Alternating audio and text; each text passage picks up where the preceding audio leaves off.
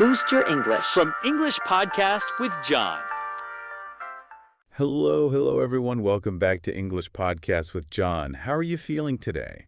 We're so happy to be here with you. Today, we're exploring how to stop procrastinating and take action today. We'll guide you step by step with plenty of real-life examples, all while making your English practice simple, relaxed, and enjoyable. So how are you doing? I am really excited to get into this topic today. I'm doing great. And yeah, me too. This is a topic that I think probably hits home for just about everyone listening. How are you? I'm doing really well, thank you. And I can happily say I did not procrastinate on preparing for our chat today, which feels like a small win already. That's the spirit. See, we're already being productive just by talking about being productive. It's perfect. Exactly. And before we really get started, I just want to say a huge thank you to everyone who listens. If you enjoy our conversations, we'd love it if you'd subscribe or maybe share with a friend. It really helps us out. So thank you so much to everyone. Yes, thank you all. Okay, so procrastination. I feel like we all know what it is, but I want to start with what it feels like. I have this classic example in my own life. Oh, I'm ready for this. It's always some tiny administrative task. Like, I knew for 3 weeks I had to make a dentist appointment.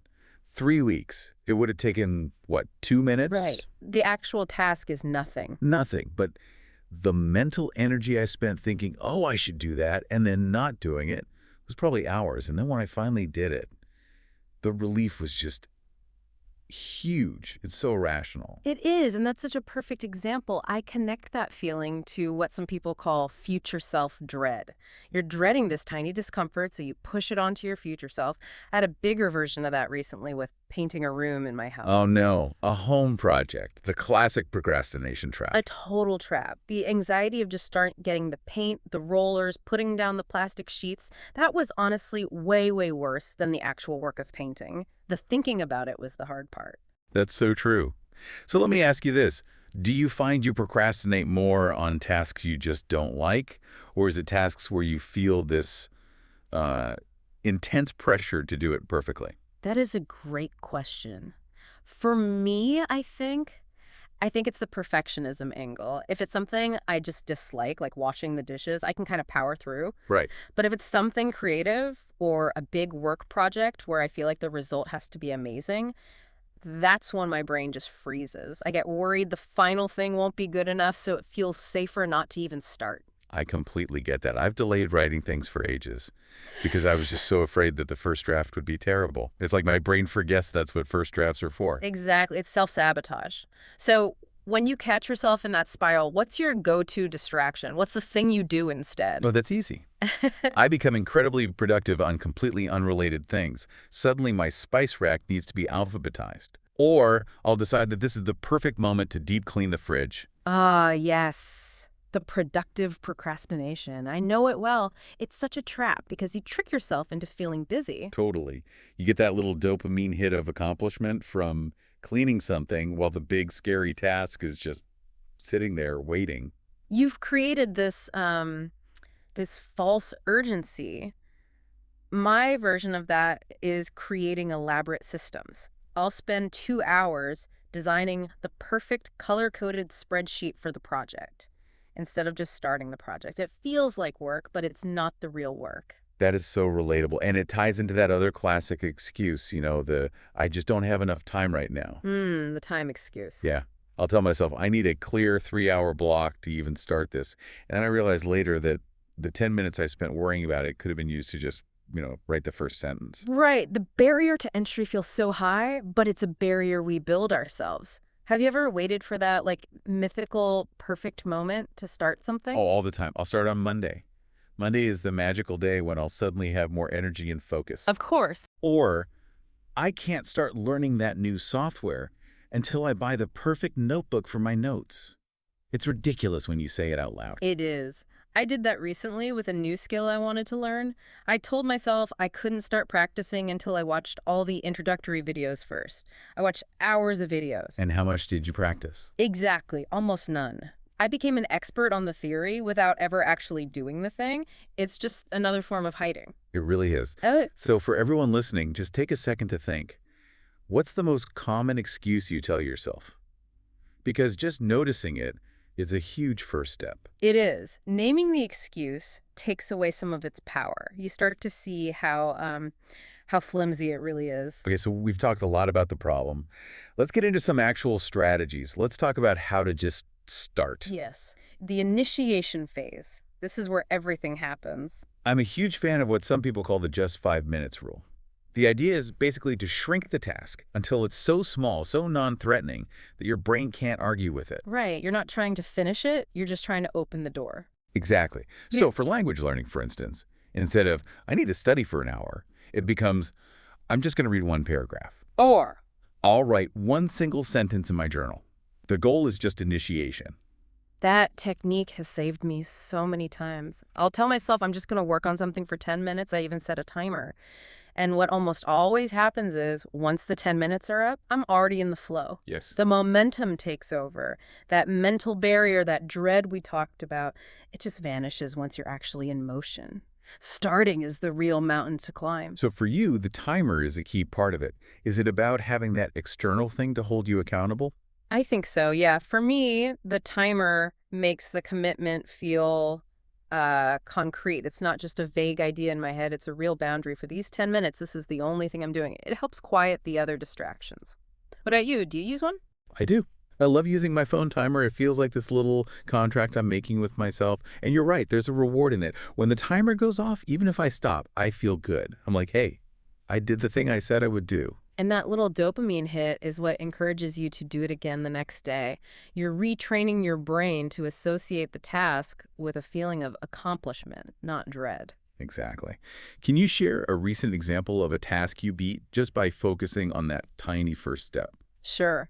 I had to review this really dense financial report. Super boring, very complex. The thought of opening the file was just paralyzing. The worst kind of task. The absolute worst. So my smallest step was just this.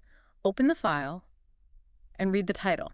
That's it. That was the whole goal. And of course, once I did that, I thought, well, I might as well read the first sentence and then the first paragraph. And suddenly 20 minutes had passed and I was actually working. That's brilliant. You're tricking your own brain's security system. It's too small a threat to trigger the alarm. Precisely. Which leads really well into the next idea, which is about controlling your environment. Oh, this is a big one for me. Creating boundaries. Huge, especially physical boundaries. I used to try to do serious work on the couch with the TV in my line of sight. It never worked, ever. The temptation was just too strong. The siren call of the remote control. Exactly. The simple act of moving to a different chair, at a desk, facing a wall, it changed everything. It signaled to my brain, okay, this is the work spot. This is what we do here. The change was almost instant. I found that with the digital environment too. Turning off notifications is a complete game changer. I once tried to do a task with my email and chat notifications on. It took me maybe 3 hours of distracted work. I can imagine. Then I tried it again the next day, but I put my phone in another room and closed every tab that wasn't essential. It took me 30 minutes. 30.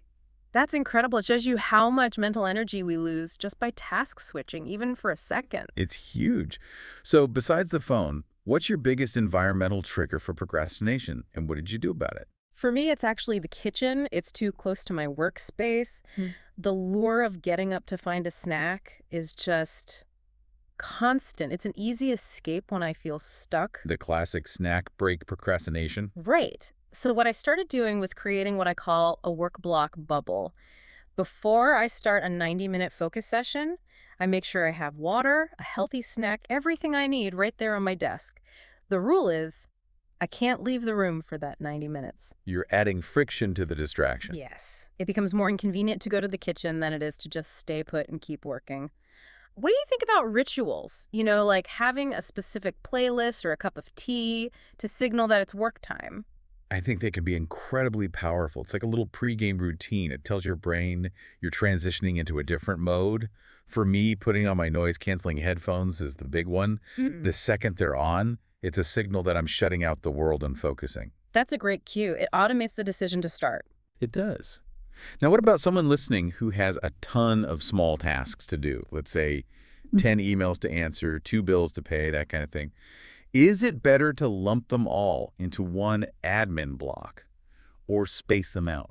That's a great question, and I think the research points pretty clearly toward batching them, grouping similar low-energy tasks together. Why is that more effective? Because of those switching costs we talked about, every time you switch from a big, deep thinking task to a small, shallow one like answering an email, you pay a mental price.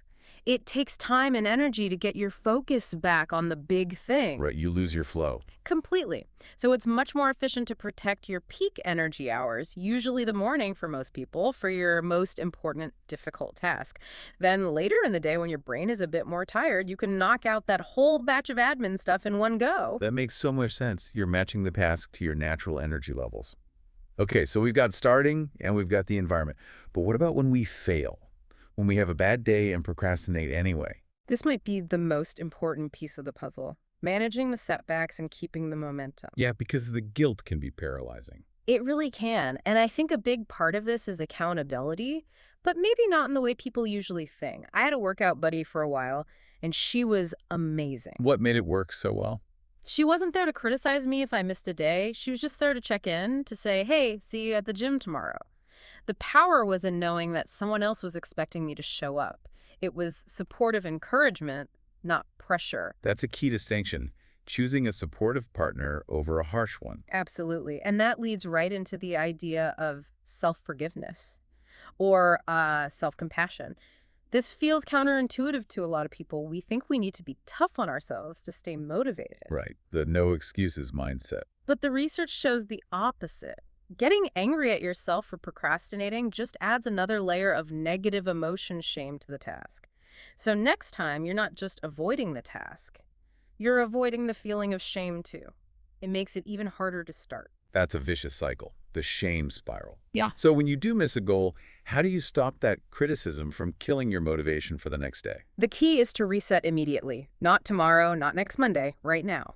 My little mental trick is to treat the failure like a system error, not a personal flaw. Ooh, I like that. Depersonalize it. Exactly. I don't say, I'm so lazy.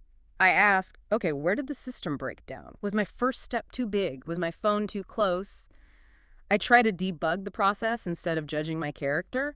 It lets me make a small adjustment and try again in the next 5 minutes rather than writing off the whole day. That is such a powerful reframe. Yes, And I think celebrating the small wins is part of that too, right? Yeah. Even if you didn't finish, you could acknowledge that you started. You have to. You absolutely have to. If you only reward yourself when the entire massive project is done, the gap between starting and feeling good is just too long. You need those little rewards along the way to keep you going. So it's about reinforcing the positive behavior, no matter how small. Yes.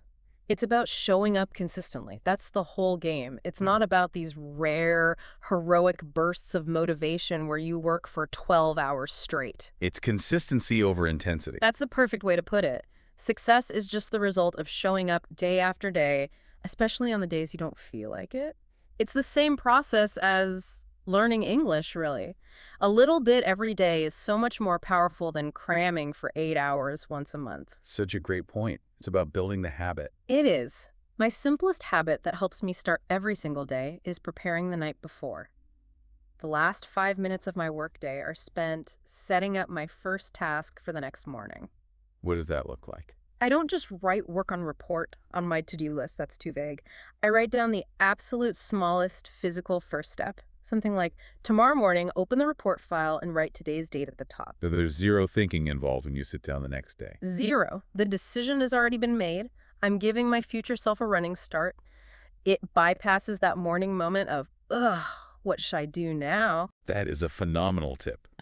Okay, before we wrap up, how will we share one more quick actionable tip each? Sounds good. Mine is the classic 2-minute rule. Oh, yeah. If a task comes up that will take less than 2 minutes to do, just do it immediately. Don't write it down. Don't save it for later. Answering that quick email, putting a dish in the dishwasher, just get it done. It clears out so much mental clutter. I love that. Yeah. My tip is related to what you just said about the first step. When you figure out that tiny, non-threatening first action, write it down on a physical piece of paper. A sticky note, maybe. Why physical? Because there's something about a handwritten note that feels more concrete than a digital one. It's real. And the physical act of crumpling it up or crossing it off after you do it is just So satisfying. It's a tiny, tangible reward. A great little reinforcement loop. I love it. Well, this has been such a great conversation. We've gone from the psychology of why we do it to some really practical, easy-to-use strategies. We have, and I think the main thing to remember is that you're not fighting laziness. You're just working with your brain's natural instinct to avoid discomfort. Once you accept that, you can start using these tools to work with your brain instead of against it. So we'd love to hear from all of you. What is one small action, one tiny step that you're going to take today after listening to this? Let us know in the comments. That's a great call to action, and thank you all so much for joining us and spending your time with us today. We really appreciate it. And just remember, consistency is key, both in beating procrastination and in your English practice. Just keep showing up. We'll be back very soon with more conversations to help you learn and grow. And a quick reminder, if you found this chat useful, please don't forget to like, subscribe, and share. It helps us a lot. Goodbye, everyone. It was great chatting with you today. You too. Bye for now. See you next time.